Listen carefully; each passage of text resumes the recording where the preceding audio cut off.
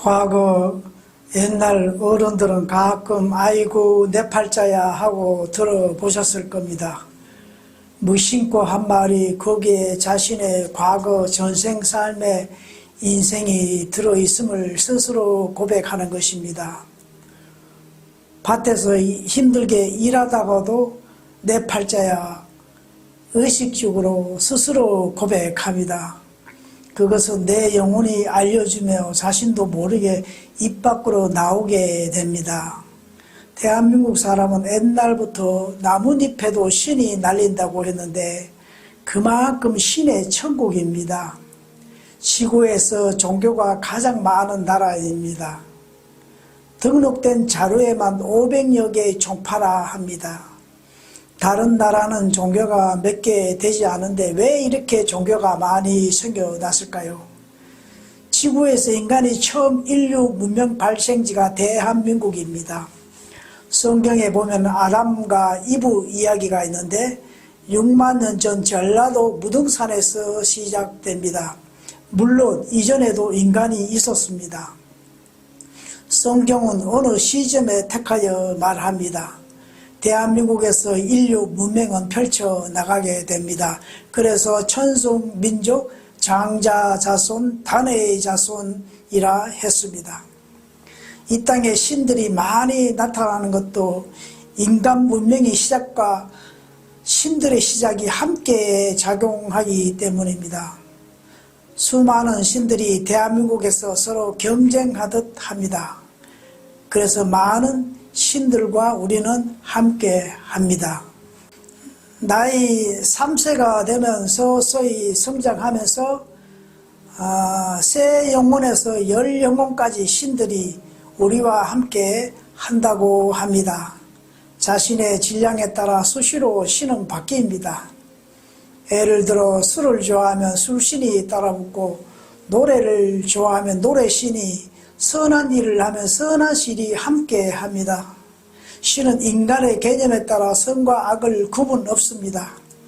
개인 수호신이라 하기도 하며 조상 또는 천사라도 하기도 하며 명칭은 종교나 개념에 따라 다양하게 불려줍니다. 좋은 일만 하는 것도 아닙니다. 때로는 방해도 합니다. 그것은 나를 깨우치기 위해 신은 자신의 역할만 할 뿐입니다. 사람들은 그것을 귀신이 붙었다고도 합니다. 중요한 것은 나의 개념이 어떻게 생각하는가입니다. 나쁘다면 나쁘고 좋다면 좋은 것이 됩니다. 예를 들어 사람도 칭찬하는 사람과 욕하는 사람이 있듯이 영도 같습니다. 우리는 칭찬을 좋아합니다. 욕은 싫어합니다. 욕이란 어떻게 받아들이는가에 따라 나를 깨우치기도 합니다. 내가 어떻게 수용하는가에 선이 되고 악이 될 수 있습니다. 신도 이와 같이 자기 역할만 할 뿐입니다. 슬픈 장면 보면 눈물이 나고 짜증이나 화나는 것은 마음에서 일어나는 모든 것은 신의식 작용으로 내 마음이 결합되어 나타나며 내가 제어할 수도 있고 다스릴 수도 있습니다. 우리가 살면서 가끔 겪는 중 내가 왜 이런지 모르겠다고 합니다. 또한 금방 생각이 바뀌고 바뀌는 것은 신의 작용에서 일어난 것입니다. 그래서 종교마다 강조한 것이 깨어있으라 합니다. 순간을 알아차리라는 겁니다. 살아가면서 한두 번은 사주나 점도 봅니다. 점과 사주를 본다는 것은 삶이 녹록지 않다는 것일 겁니다. 점과 사주를 본다는 것은 전생을 보는 것과 같습니다. 년, 월, 일시에 전생이 나타나 있습니다. 전생의 삶이 이생에서 70% 결정되어지기 때문입니다. 점과 사주는 정확하게 전생을 보는 것입니다. 보는 사람에 따라 다르게 나타나는 것은 어느 전생을 보는가에 따라 다릅니다. 대부분 20번 이상 전생의 삶이 있는데 어떤 전생의 삶을 보는가에 따라 현재와 결합되어 말합니다. 한 번의 전생을 다 보지는 못합니다. 그러니 사주나 점 보는 것은 자신을 더욱 힘들게 할 뿐 아무런 의미가 없습니다. 전생 사주를 알려면 지금 나의 삶의 모습을 보면 되고, 다음 생에 알려면 지금 내가 하고 있는 일을 보면 어느 정도 알 수 있다고 했습니다.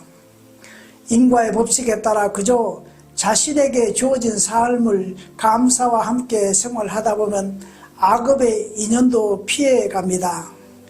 행복은 불행에 의해 생기는 것이고, 불행은 행복에 의해 생기게 됩니다. 행복을 구하면 구할수록 불행의 과보가 똑같이 생기게 되는 것입니다. 행복과 불행을 분별하지 않아야 불행도 생기지 않습니다. 그 어떤 것이든 좋은 것만 있는 것은 없습니다.